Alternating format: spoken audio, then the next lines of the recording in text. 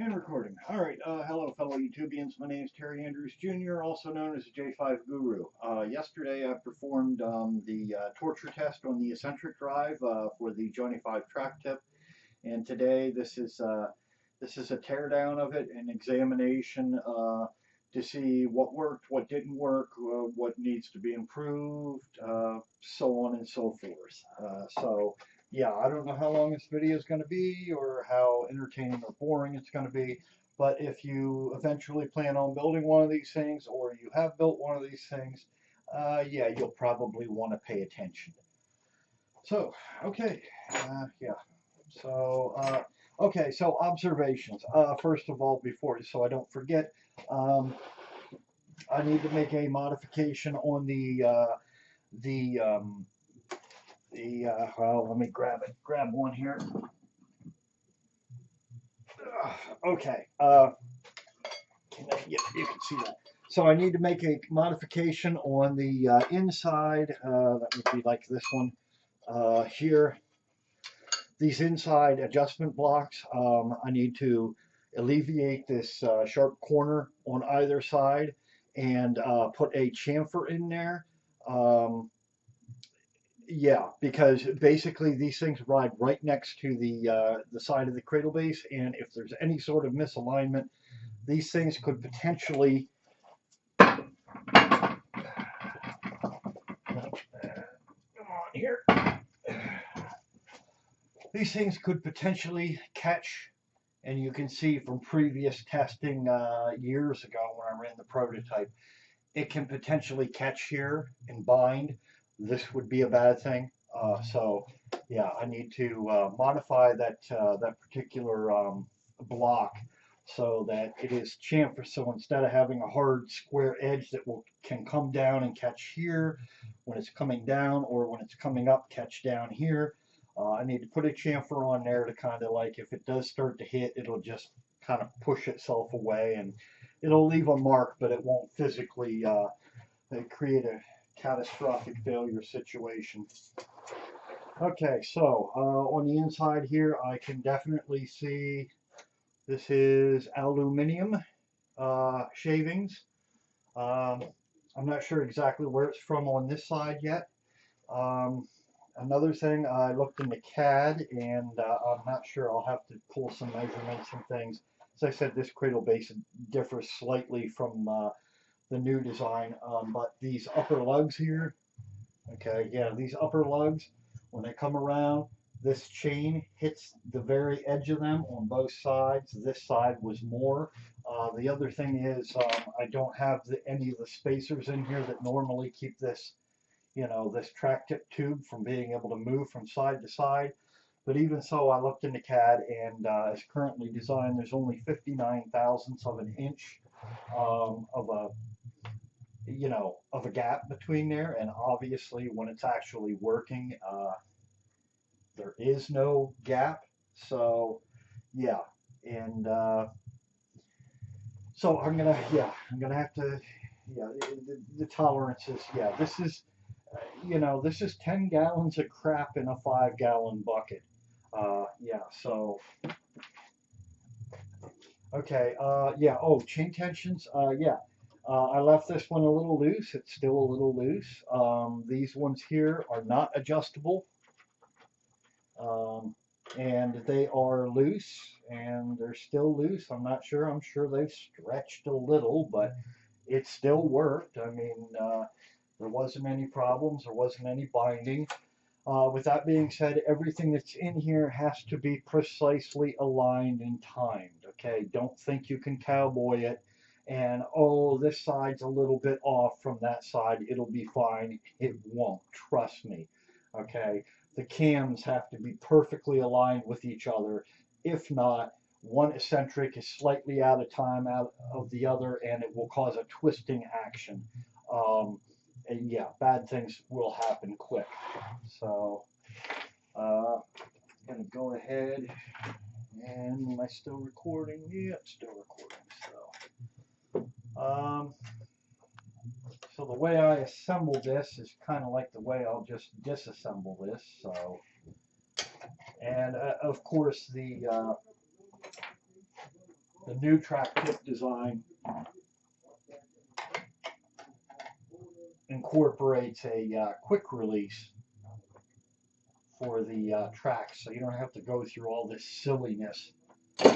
It's simply just a pin inside. You know, these coverings are magnetically coupled to here. They just pop off. You reach in there, you pull a pin, and the entire track in this sleeve, everything pops right off. You got wiring that goes through there. You disconnect the wiring harness there, and yeah, makes it much simpler. So yeah.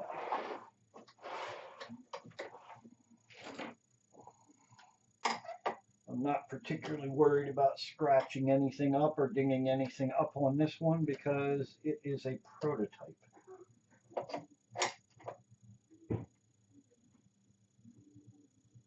Just like the actual number 5 in the movie. It was a prototype. Okay.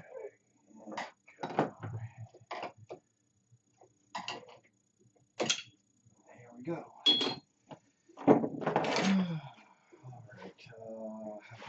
Clear it together from this side because that's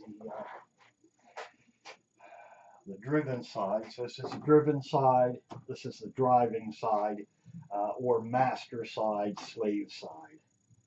So let me see.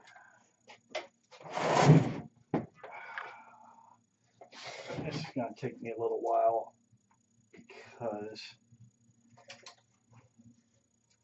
again, this is a prototype, so it doesn't have all the angle iron in there. Like, it's got little oh geez.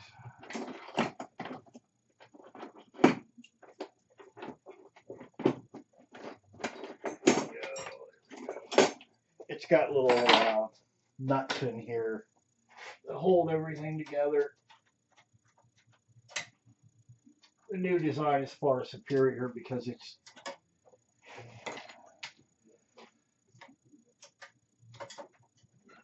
got proper angle iron, which everything, all the fasteners thread into. Oh, that's right. I need to remove this bottom. I just slapped this together for testing. Again, it's a prototype.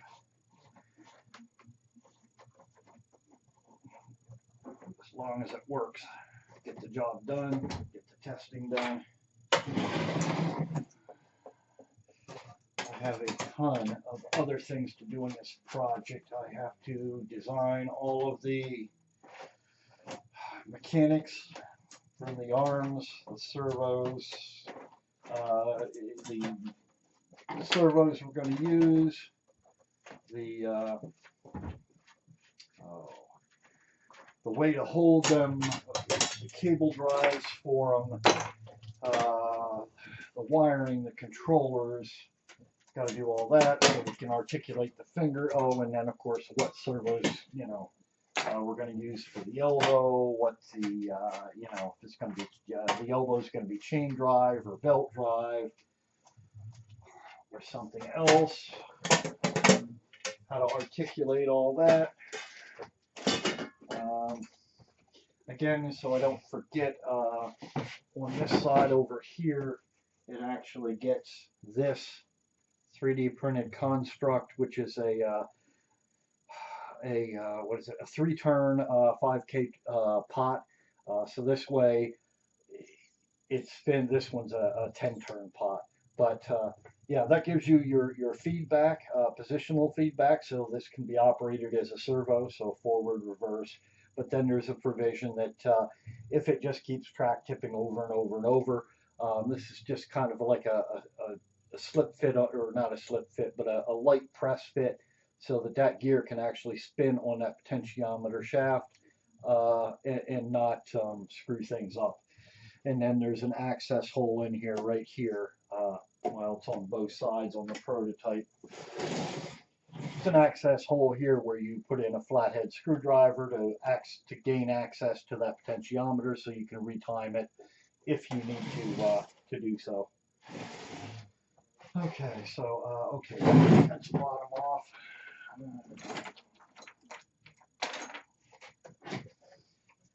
So yeah, there we go. Come on, baby. There we go.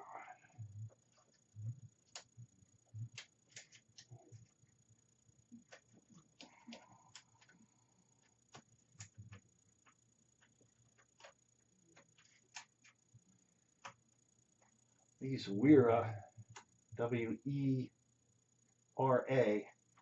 hex wrenches are absolutely fantastic. Thank you, Ed Reese at NYC CNC, for showing them. Well, you and John, you showed them on your channel, and I asked Ed, I'm like, hey man, what kind are they? If you guys use them, they must be pretty darn good. He let me know, and yeah, they are nice. Haven't had a stripped out head yet, knock on wood.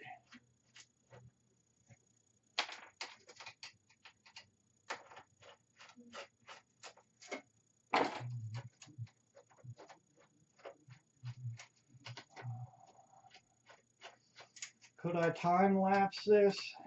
Yes.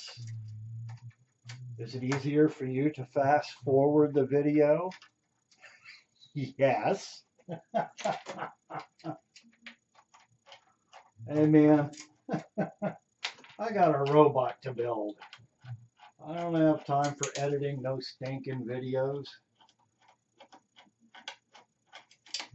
Alright, here's that. This one here and out. On a note, I've personally opted to use all stainless steel hardware in my Johnny 5 because black oxide, although it is stronger than stainless steel hardware, unless you require that absolute high amount of strength from a black oxide fastener, I would not recommend using them. The simple reason is they rust. Okay, I don't live anywhere near the ocean, but just the humidity in the air, and I've treated them. I mean, I've even gone as far as to get this bow shield made by Boeing, I guess. Yeah, the Boeing company out of Seattle, Washington. So yeah, T9 waterproof lubrication, rust and corrosion protection. Well, yeah, the thing is with that, it seems like you just have to keep reapplying it to maintain the rust protection. Otherwise, they just start rusting on you. And what happens is, especially on these super small fasteners, is they'll start rusting where you where the hex hole is for your tool to remove them, and they'll strip right out on you in a heartbeat. You know, and then you're kind of up a creek. So creek, whatever. We say creek. Well, no, we say both. It depends. Usually crick, which is actually incorrect. This was pointed out to me by Eric Allard. He's like, you got a Pennsylvania accent. I'm like, really? I'm like, what's that? He's like, what do you say, crick or creek? I was like, creek. He's like, yeah. He's like, it's crick. C-R-E-E-K. I was like, oh, alrighty. Yeah, you may have a point. I guess I do have an accent. So, nope, incorrect. Alrighty, so do I have all the important bits? Yep. Alright. There we go. Oh, while I'm doing this, it should be noted, back here, am I still in the frame? Yeah, I guess so, sort of. Back here, my original thinking, based upon the prototype testing, this down here was the original lower A-frame hole. You may or may not be able to see, trust me, but this hole is elongated. It had a quarter 28 bolt through here, one through here, I think a 5/8 inch steel rod that went through, and both actuators connected to that rod. And what I had found very quickly is that the enormous amount of force generated by those two actuators track tipping this thing just basically started deforming and ripping through the aluminum. So that's why I went with this right here, which is a larger hole in here, and then this gets like a little top hat thing, and I actually use this for alignment. This little top hat thing that would key in here, and that distributes that force over a much larger area, and then through both sides, through both of these plates here, and it would go all the way across. Same thing over here, and then there was also an additional triangular type of steel plate that would pick up this hole, and I think the lower, or no, the upper one. Yeah, I think. But anyhow, so it picked all of them up. That thin 125, 0.125 thick steel plate, and to pick up that load, because I had anticipated that I would need that, because I didn't think that these four quarter 20 screws would hold up. But yeah, I'm rethinking it now. I may just leave this as is, and then be able to again use this as an area where some sort of motor controller or electronics or fusing, some sort of electronics could be run through there. Still leave the basic design as is, but still have that provision to be able to run wiring through there. So I'm still in frame. Oh yeah. Okay. Here. Now these particular ones here are actually 3/8. Is it 3/8? Yeah. 0.375 long nylon patch. So locking. So they don't back out on their own. Go. Jesus, I need to build myself a new set of eyes. That's better. Yeah, I got a pair of computer glasses, which is what I'm wearing now, to be able to see things at 2 feet away. Another set that are bifocals to see things far away from when I'm driving, and then things close up. And quite honestly, I need to get some of those progressive lenses, because okay, so there's that. Oh, okay, so okay, well the bearings. This was another concern I had. Hey man, how much force could these bearings take? And there's a huge amount of pressure on this thing. So yeah, skook them. It's not a problem. That one held up just fine. Alrighty. Okay, so how do I guess, well, what do I want to do? Do I want to remove this? Oh, yeah, I'll try to remove this as an entire assembly. And then tear it down from there. Okay, where'd you go?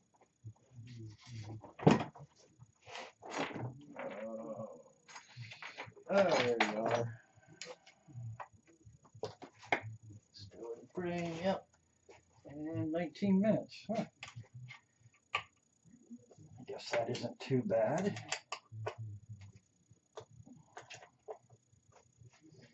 You also notice I don't have any of the inner G plates in here. There's a lot of structure that was not actually even on the robot during the testing. I wanted this to be worst case. You know, I didn't want to have a super, super solid structure, you know, and then because basically if it works with the minimum amount of structure, then it's going to work with more structure, with, you know, even more, being more rigid. Uh,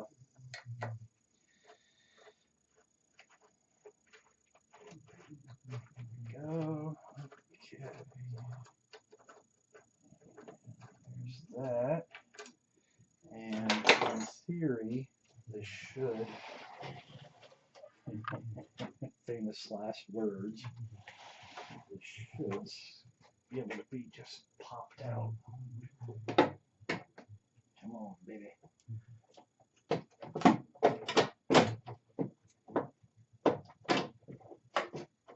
Come on, work with me.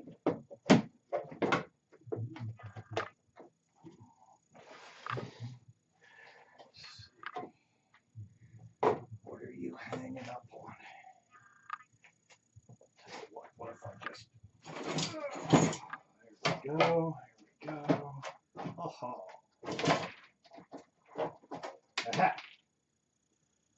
Okay, so let's slide you. It's not light. So, yeah. So as I mentioned, here we go. You can see the metal shavings in there. Aluminum.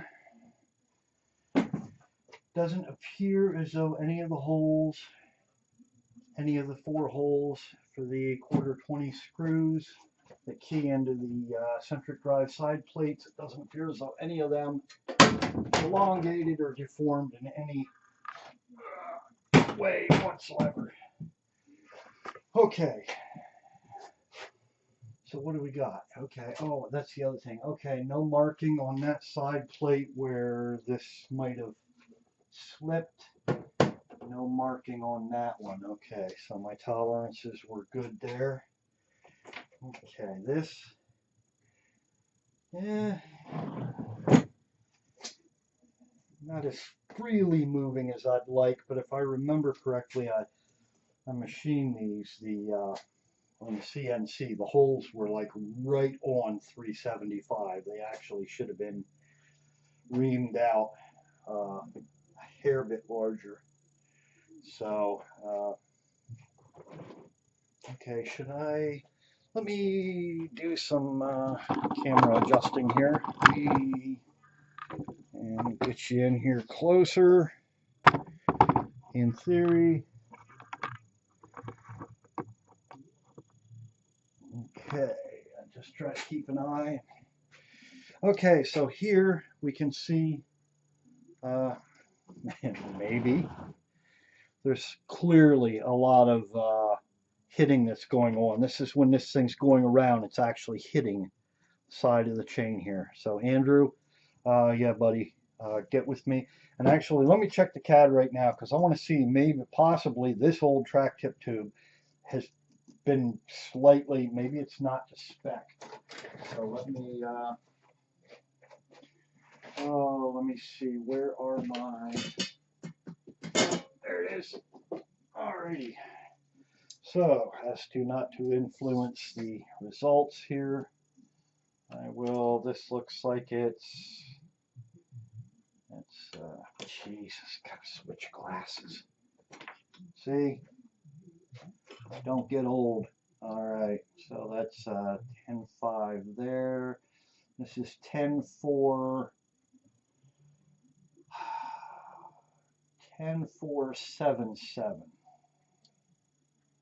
Yeah, so 10.477. Let's see what the CAD says it should be. Okay, measure. It should be from here. I can't grab, hold on. Can't grab it. Must isolate. There we go, track drive left, hide. change transfer, just hide that. Okay, now I can measure, so, what was that? I had 10.477. CAD says I should be at 10.290. So, okay, yeah. So let me just make sure I got this right here, because sometimes SolidWorks likes to lie to me.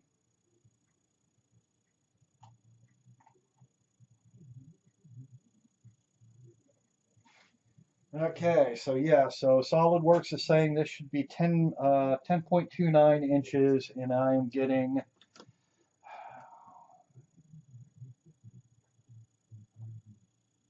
10.477. So yeah, okay, so that's one reason that those things are hitting. Good to know. Although it did fit together. Okay. Another thing I might add, in the video you've probably seen where this pin was stationary, it wasn't spinning, but this one was spinning. You see that? Yeah. This one was spinning. Quite simple. Yours truly bought two of these precision clevis pins, which almost have to be press fit through these plates. Unfortunately, God needed a precision clevis pin, so he decided to take mine. So I had to find another pin, which is a 3/8 pin, but it's not a precision clevis pin, and therefore it does not press into these things, so it is allowed to freely rotate, which is not what I want, because I don't want this shaft rotating on aluminum. So, yeah. God, when you are done with my clevis pin, please return it. Very much appreciated, big guy. All right, so pins are out here, still in frame. Yep, yes, so. So these pins are not precision. Okay, so let's wipe off the schmoo. Pin, no appreciable wear. Other pin. Again, no appreciable wear. I used to inspect aircraft engines, so trust me, I kind of know what I'm doing. In theory. Alrighty, so we get the schmoo out of here so we can see what's going on. And here. Okay, so let's see.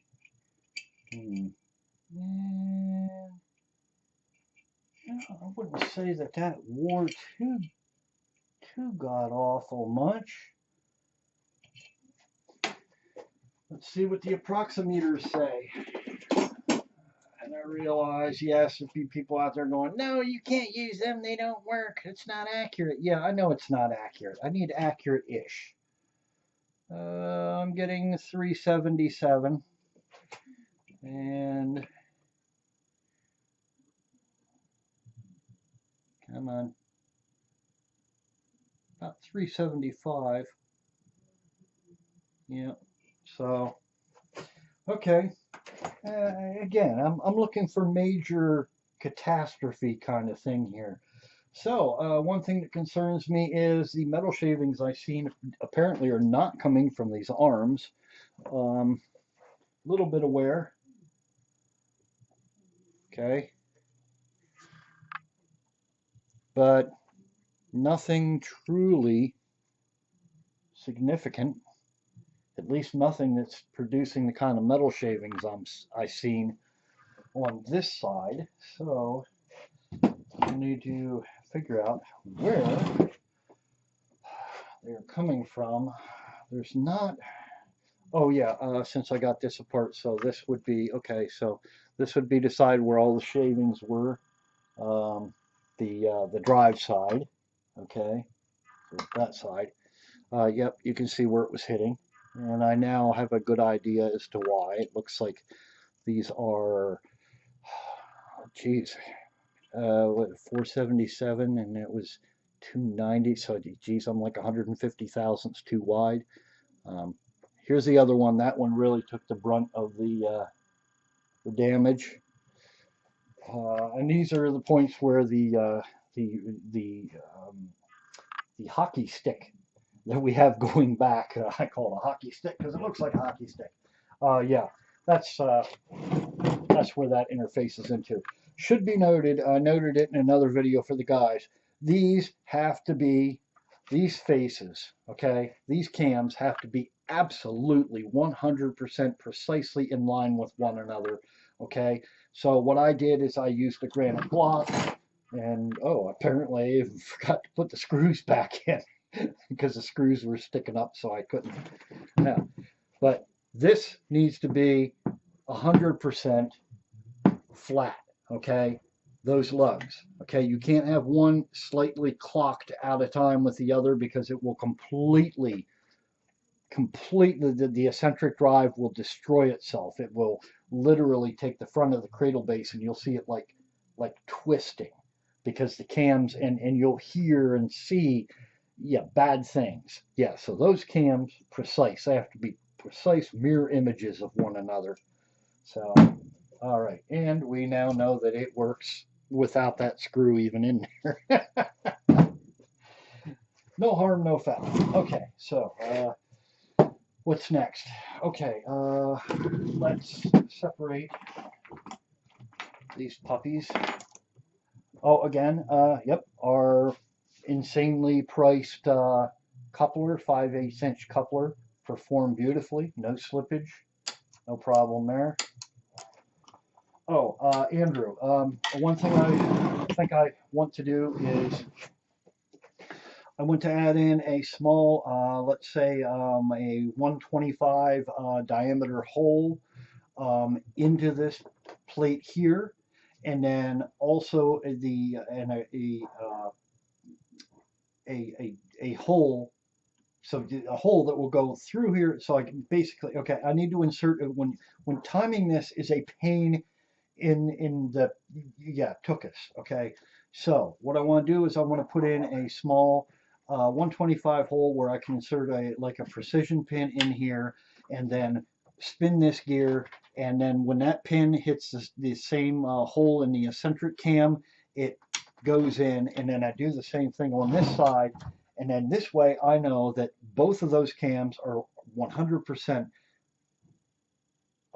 lined up with one another, because trying to do it by hand, it's just, man, you gotta be right on it. It probably took me like half hour, 45 minutes to kind of figure out, get the chain tension right per side. It would, I was just like, man, this would be so much easier if I knew these things were both in the exact same position to one another. And then you basically just work out the chain tension on both sides and then lock this thing down instead of trying to sit here and hold this chain tight and get the, get the tension out of it and then do the same thing over here. Yeah. So Andrew, yep, we'll get on that, buddy. Okay, so what was I doing? That's right. So I was loosening this. I didn't go hog wild, tighten these things down.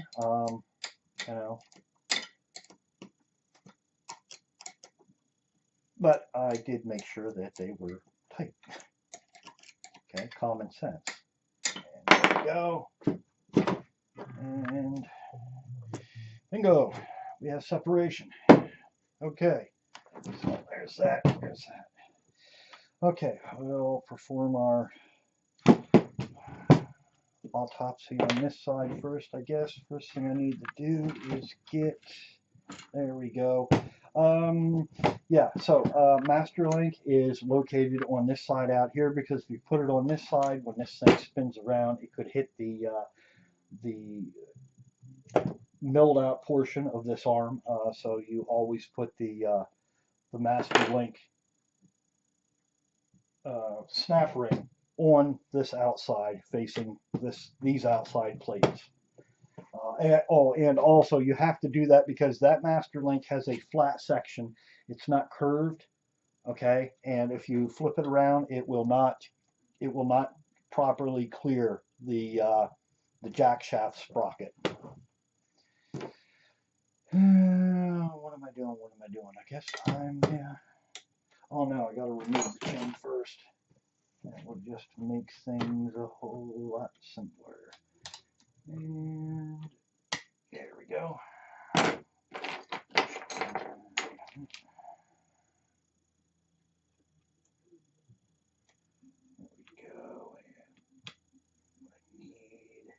Oh wait, just pull that.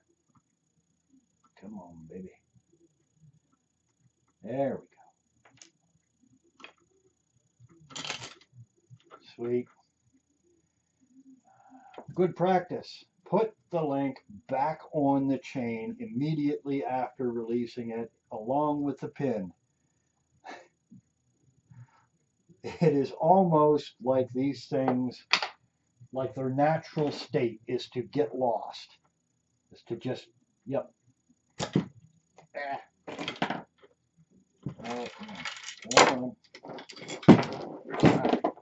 Yep. They just, inevitably you'll have two of the three pieces, but never all three at the same time, unless you are sure to put it right back. Oh, and don't put the link separately, because now you'll lose all three pieces. Yeah, put it right on the chain. Kind of a little bit harder to lose an entire chain. I've done it, but yeah, it's a little bit more difficult anyhow. All right, and I got the schmoo all over me. I should add that all the grease I used in here was the same grease that was recommended by Bane Butts. This gear motor, yeah, it's the mobile grease XHP 222 special. I figured, hey, if it's good enough for a planetary gear motor with the high pressures and things involved in there, it's good enough anywhere else. Yeah, and it worked a little bit good, or yeah, worked pretty good. So I don't know what I'm up to as far as time. But there again, hey man, yeah, 37 minutes, yeah. Go to sleep. There we go. Okay, so go. Gotta be careful. I have already made a blood sacrifice to the J5 gods. Yep, right there. About a week ago, yep, I was doing this same thing, and I loosened the screw and just let the blood flow. But the Johnny Five gods were satisfied. They had their blood offering and their piece of flesh. It wasn't just a cut. No, no, no, no. Had to remove a chunk of flesh also. Alright, Jesus. Greasy.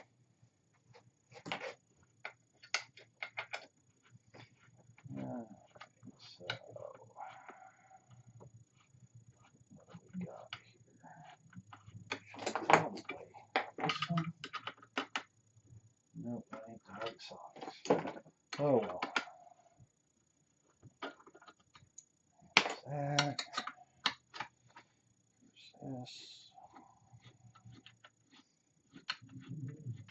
By the way, any of you out there right now that are pausing the video and going, okay, this is shaped like this, and it looks like he used that, and you're going to try to reverse engineer this? And don't. Geez, have some patience. I'm designing and fabricating and building as fast as I can, for God's sake. Yeah, the tolerances on these things are so tight. Yeah, I mean, hey, you want to reverse engineer it? Hey, man, go for it. Your loss. It is so close to not working. It is not funny. There's just no room whatsoever for any error. And removes the clevis pin. There we go. More schmoo.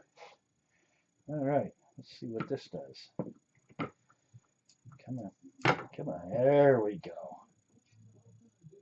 Tell me your secrets. Okay, so the guys were worried about the jack shaft, about the possible wear on it. Where?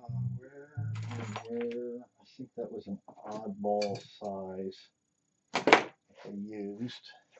So let me grab this if I can. Hope I don't shake the camera. There we go. Wait a minute, was it this size? It was this size.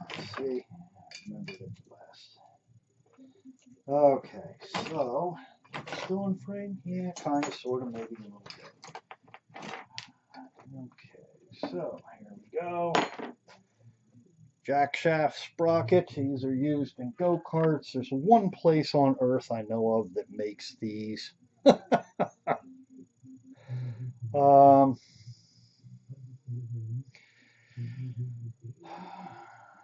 Yeah. So let's clean this up. Okay. So yeah, a little tiny little bit of wear in the valleys of the teeth. That's to be expected.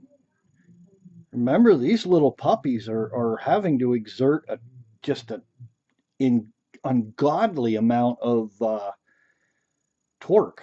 So, yeah, they held up quite well, actually. There's no wear on the outside, no wear on the inside. Yeah, I consider that still in frame. Yep. I consider that normal wear, for an hour's worth of operation. And I did ask the guys on the team, I'm like, yeah, how long, how many times do you think you would do a track tip at an event or whatever? And they came up with some numbers, and basically running this thing for 1 hour continuous would basically equate to like 1 or 2 years of track tipping, you know. Okay, so, oh yeah, looks good. I'm not seeing, yeah, there's no metal shavings in here, nowhere. Um,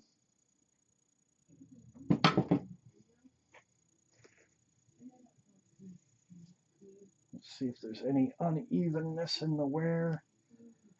I'm gonna need a new rag here pretty directly.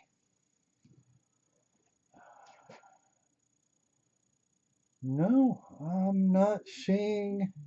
I mean, I see a little bit of a wear mark, but yeah, of course. I'll show you here. It looks pretty darn pristine. You will see like an area like this. That's where the tab was, where Ed, he mentioned that, CNC'd it, and he used a flap wheel to kind of clean up the tabs. Right in there, you could probably see that. Let me see. Can you see it? I'm trying to look on the, there, maybe you can now. Yep, that little tiny bit. Yep. Not worried about that at all. The outsides, nowhere. Skook them. Not a problem. Okay, now to clean off this schmoo here. Ugh.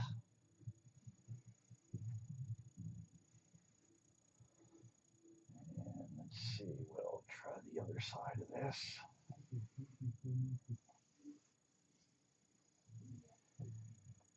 Okay, that's clean enough. Yeah, again, yeah, normal wear patterns. I don't have a problem with that. I mean, you actually can still see the machining marks, from where Ed had this in the lathe. You can still see the tooling marks. So yeah, excellent. Okay, so this center oil light type of bearing thing that I was kind of worried about. Uh,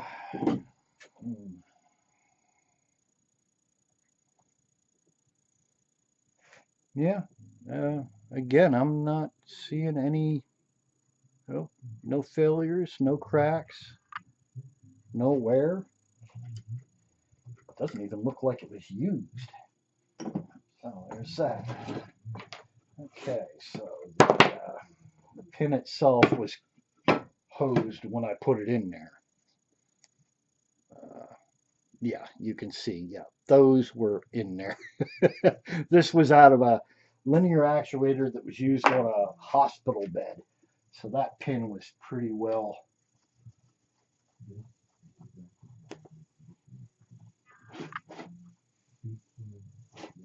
shot. Well, it is pretty well shot. Okay, so a slight amount of wear here from the oil light bearing. I can just, I really can't even catch it with my fingernail. Uh, General rule of thumb, if you can catch something with your fingernail, it indicates that it's at least 5 thousandths deep. Not a problem there. Andrew, yeah, the chain wear on here is to be expected. It's actually polished. I can't catch anything there. Yeah, I don't see a problem with the chain. So we made a good decision there when we decided to go larger and just incorporate the pin path into the plate. The pressed in oil light bearing at the back.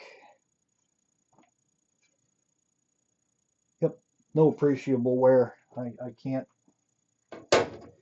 really see anything. Okay. Oh, teeth. Teeth on the large gear. Jesus. Let me just.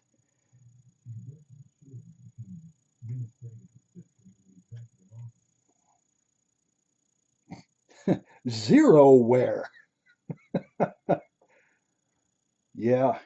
It's not even rubbed, you know, the black coating is not even rubbed off even a little bit, kind of like it, you know, it's starting to here on this pinion.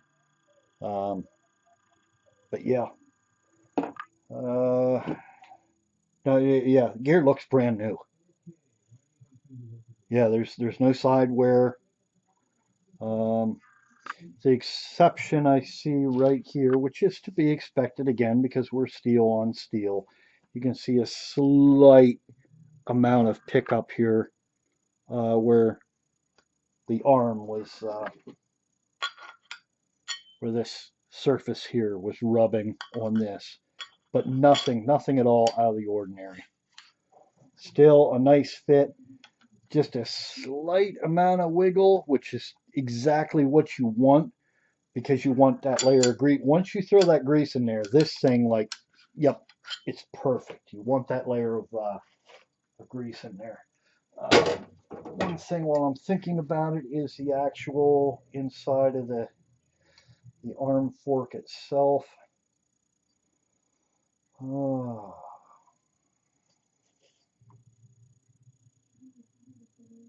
Skookum. Nowhere. I'm not seeing anywhere on this thing whatsoever.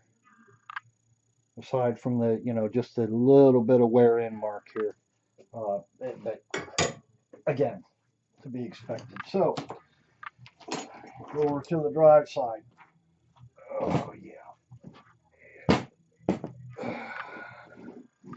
Okay, Master Link. Where are you? Ah, there you are. Master Link here. Go.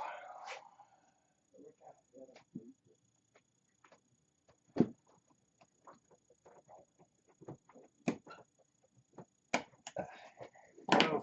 Excellent. Still in frame? Yeah, guess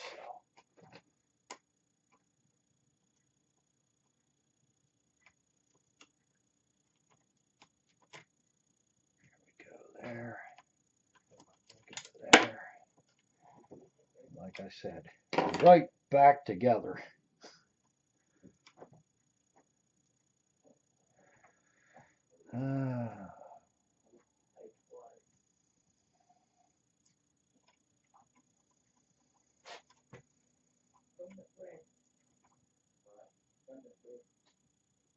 Okay, there we go. That's on. Make sure to get this right. Yep. There we go. Come on. Ah, sweet. All right. Good there. I'll remove the drive here. This is a tensioning system that's built in here. Oh yeah, Andrew.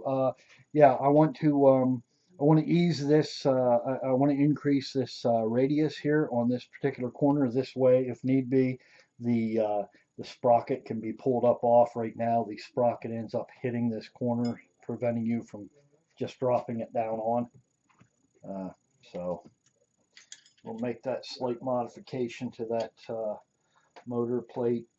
Variation from the CAD, I used button head screws for here. I think in the CAD I specified socket head cap screws. I actually like the aesthetic of the button heads better, and also because of the larger head diameter, it distributes the load over a much larger surface area. So make that hardware. We'll make that hardware modification in the CAD.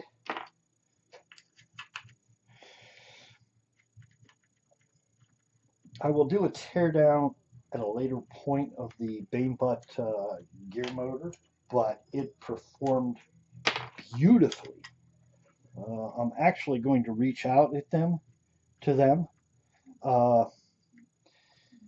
and basically say, hey man, love your products, because I spoke to the engineer before, the owner of the company, and he was very helpful, because I had some concerns that a gearbox this small could put out 85, it was rated for up to 85 foot-pounds of torque. But he assured me, he's like, no, he's like, he's like, I think he said they tested these up to 115 pounds, but they recommend no more than 85 foot-pounds. So, but I love these things. They are a workhorse.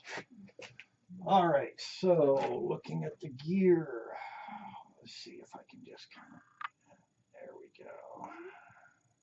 Yep, little bit of gear wear, what I would expect.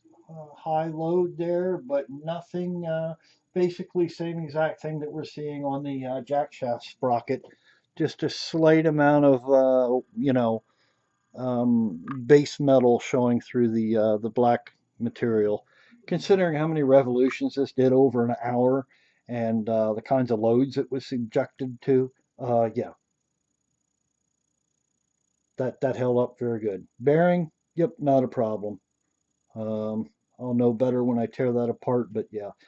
The motors, nope, no burnt smell. I did have a slight odor of ozone in the air, but I will tell you, I kept an eye through the vent holes here, and I didn't see any huge arcing or sparking. Yeah, and the brushes and the commutators still look very good.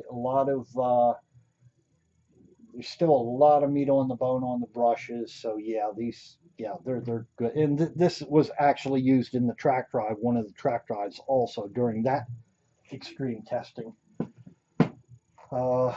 So okay, good there. So let's remove, oh well, this sprocket here, I would imagine it's probably going to have almost no wear. Even though it was high load, there's a much higher tooth count, so the load's distributed over many more teeth. And yeah, just as I suspected, no wear. all the black's still on there. Not a problem. Okay, let's see. Keyways appear to have held up beautifully. Not a problem. Let's see here. There we go. There we go. And let's see if there's any discernible deformation of the keyway indicating that it was near failure. Just a slight line, but I'm not seeing any evidence of imminent fracture. Yep. Just a line where there's a slight, misalignment between. Yep. Looks good to me. Alrighty, so let's check this one. I still haven't discovered. I guess all that swarf must have just been coming from the aluminum, upper aluminum track tip lug that was hitting. So I can't believe you're still here. Don't you have a life? Or maybe this Johnny 5 is your life. Who's to say? Yeah, so this side here is actually the one that this 3D printed construct goes in like this. The sandwich is in between, and you can see that's where you can access that for timing. I didn't do it on the prototype here because, yeah, I didn't need the feedback. That's just, yep, that's kind of a no-brainer. It just will work in theory. Not seeing any wear out here. Did that shift a little? Oh no, it didn't shift. That's right, because I had the coupler in there. It self-locked it to prevent it from coming out past this point. I didn't put in any proper spacers in here like I designed for. Again, I was just, hey man, I wasn't 100% sure that this would actually work, that this system would work. Just because there's so much mechanical disadvantage. You know, you got these tracks sticking way out here, the ends of these tracks, and you're trying to develop all of that inherent torque and pull that you need. I was 99.9% sure, but by no means 100%. There was always that tiniest little doubt. Okay, so those are out. Am I still in frame here? Yeah, I guess so. Sorta. Alright, so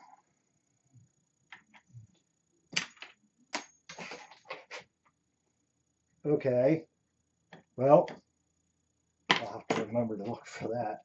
So this one here might be a bit more difficult to, because like I said, this pin is a precision one. Yeah, this one's going to require a little friendly persuasion.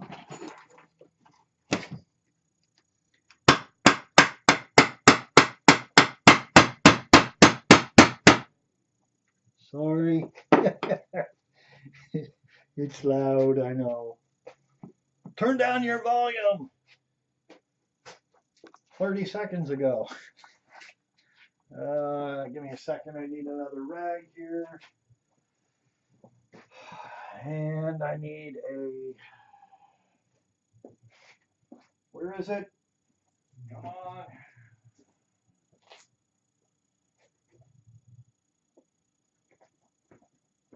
I really don't want to hit that.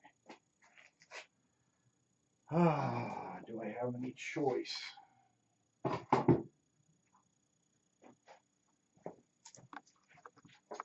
we go. Still recording. Yep, 58 minutes. Again, I hope to God, oh, there it is. I hope to God you're watching this in parts. Okay, so we'll do this. Ah, there we go. That's the ticket. Come on, come on, baby. Oh, needs a wee bit more. I want to do this in such a manner that I don't damage this ungodly expensive pin.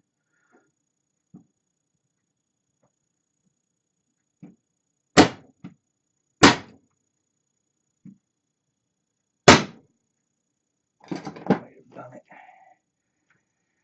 Yeah, thus the reason this side did not spin.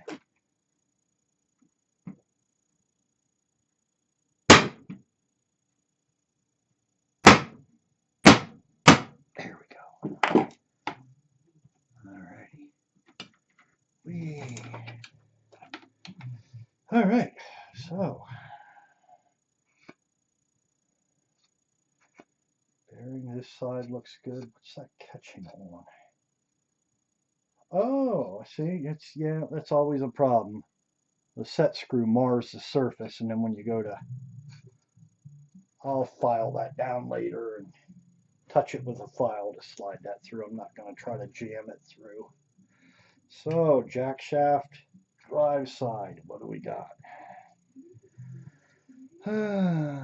Side, a little bit of wear there. A little bit of wear in the valleys, right where you'd expect. I don't see any pick out. I don't see any failure or premature wear of the base material.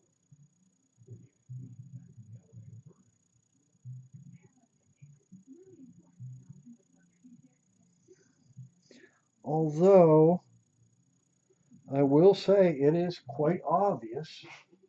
Let me look at this one.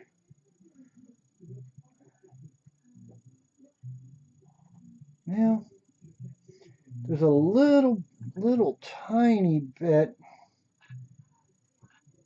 of wear right in here. Oops, hopefully you can see that. Little tiny bit of a groove.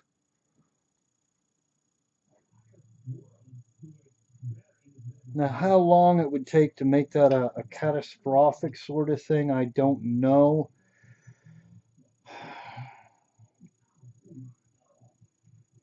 There again, I didn't actually have the chain greased. So that's something there. A little bit of grease in there would probably help. But yeah, jack shafts, they look perfectly fine. Acceptable amount of wear.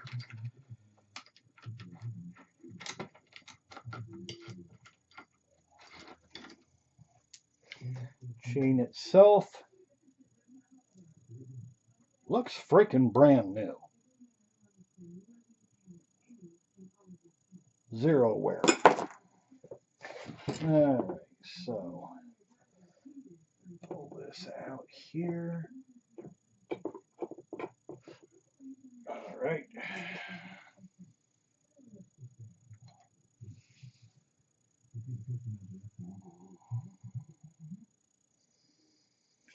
Nope. Same thing as the other one. The simple wear-in marks. Nothing out of the ordinary. No pick out from the material. Fork looks great. Yeah, it basically looks the same condition it did as when I received it. Okay. Come on, baby. Here we go. All right.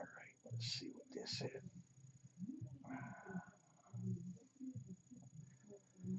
All right.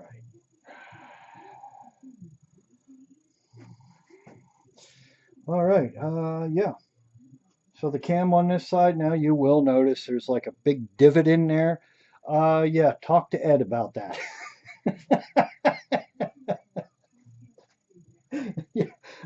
Basically, this one decided to launch itself into low Earth orbit out of the lathe. He's like, is that okay? I'm like, hey man, it's just a grease well. I said that's actually a feature now. Don't worry about it, dude. But yeah, there's nothing that will put the fear of God into you quicker than having a piece of material launch out of a lathe unexpectedly. Yeah. So, but yeah, wow, looks great. Let's check the bearing here. Oh wow, see that's, yep, beautiful. Still a precision fit there. No wear. Yep, no problem there.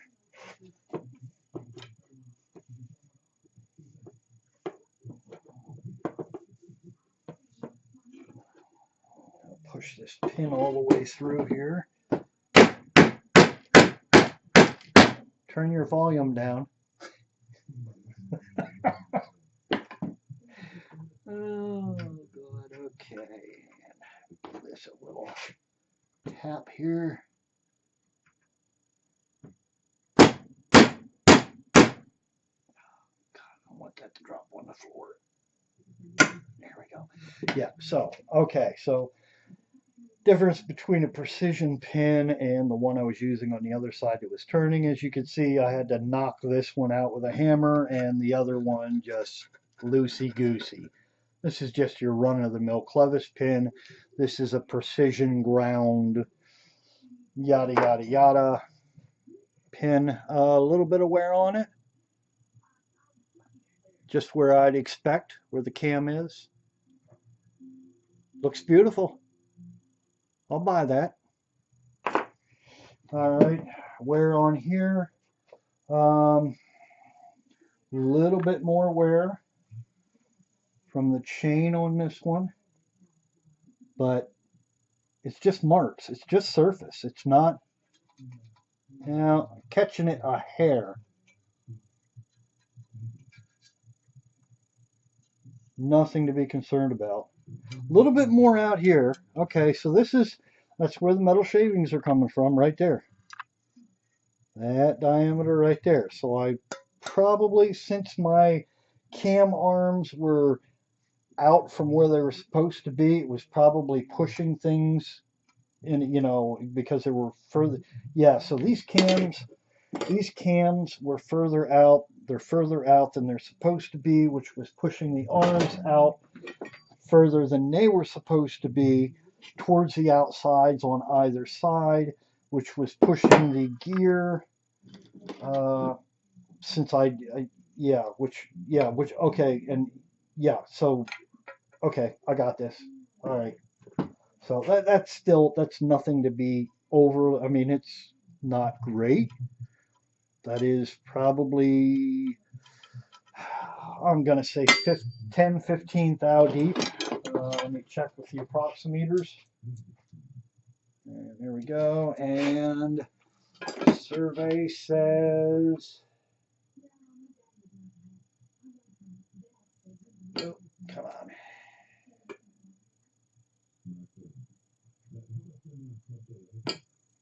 Nine thou. So 9 thou deep there. So I just got a little bit of tweaking to it. Like I said, I kind of threw this together. Okay, so this plate here, no problemo. All right, so enough of my babbling. Yeah. So camera back up. Or wait, camera back over here. Here, yeah. There we go. No, we don't. Up, go up. There we go. Is that more better? Okay, that's more better. Yeah. Okay. So, yeah. Beautiful. Slight little tweak here or there I need to do. Get with Andrew. We'll dot the I's, cross the T's. Check my measurements. Yeah. Nothing. Yeah. I love it.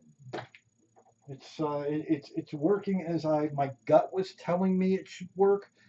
But there again, like anything else, man, you need the math and the science and the physics and all of that to back it up. And mathematics is not my strong suit. I'm not an engineer.